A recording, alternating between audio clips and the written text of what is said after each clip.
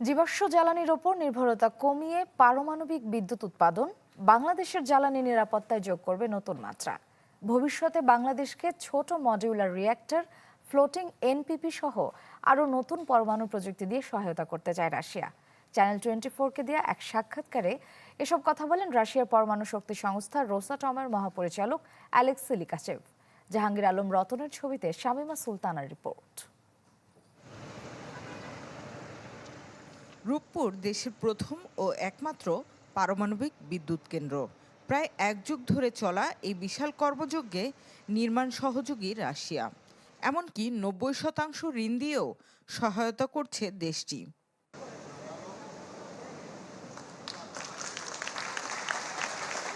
প্রথম ইউনিটের fuel loading শুরুর পর রুশ পরমাণু শক্তি সংস্থা রোসাটমের মহাপরিচালকের মুখোমুখি হয় চ্যানেল 24।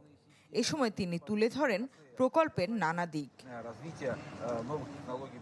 বলেন, প্রতি বছর বাংলাদেশের প্রবৃদ্ধি বাড়ছে। ক্রমবর্ধমান অর্থনীতির এই দেশে জ্বালানি নিরাপত্তা আরও বেশি দরকার, যেখানে মূল নিয়ন্ত্রক হতে পারে রূপপুর পারমাণবিক বিদ্যুৎ কেন্দ্র।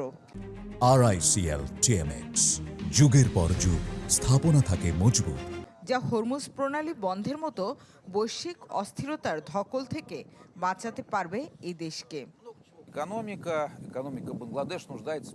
আমি একটি বিষয় জোর দিয়ে বলতে চাই, রূপপুর পারমাণবিক বিদ্যুৎ কেন্দ্র যখন শতভাগ সক্ষমতায় পৌঁছাবে, তখন এটি দেশের মোট বিদ্যুৎ চাহিদার 10 ভাগ পর্যন্ত সরবরাহ করবে। বর্তমান পরিস্থিতিতে হরমুজ প্রণালী বন্ধ, জ্বালানির দাম বাড়ছে।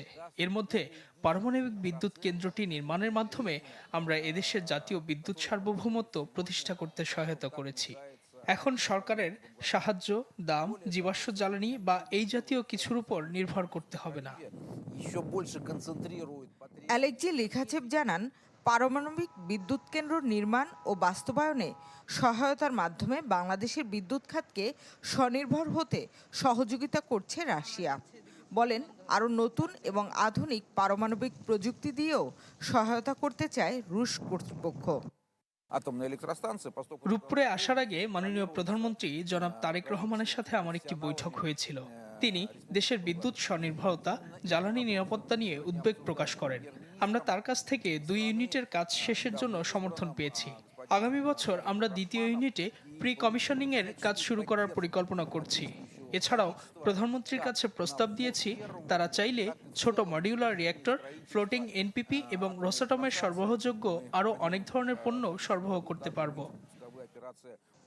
রূপপুর বিদ্যুৎ কেন্দ্র নির্মাণকালে প্রতিদিন 22 থেকে 23,000 কর্মী কাজ করতেন, যাদের মধ্যে 25% রাশিয়ার।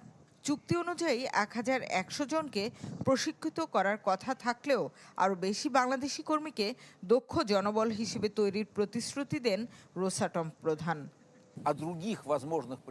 রোসাটম রাশিয়ায় পারমাণবিক পেশায় অধ্যয়নরত বাংলাদেশি শিক্ষার্থীদের জন্য 100টির বেশি বৃত্তি প্রদান করেছে। চুক্তি অনুযায়ী আমাদের 1,100 জনকে প্রশিক্ষিত করার কথা।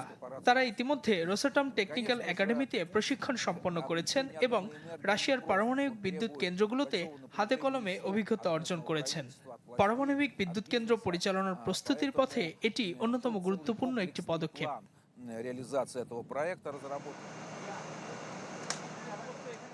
দুটো ইউনিট পূর্ণমাত্রায় চালু হওয়ার পরেও 3 বছর এর পরিচালনার দায়িত্ব থাকবে রাশিয়ান কর্মীদের উপর। তারপর বাংলাদেশ যে বিশেষজ্ঞ তৈরি করছে, তারাই এই দায়িত্ব বুঝে নেবেন এবং পরিচালনা করবেন এই দেশের প্রথম পারমাণবিক বিদ্যুৎ কেন্দ্র। শামিমা সুলতানা, চ্যানেল 24, ঈশ্বরদী, রূপপুর, পাবনা।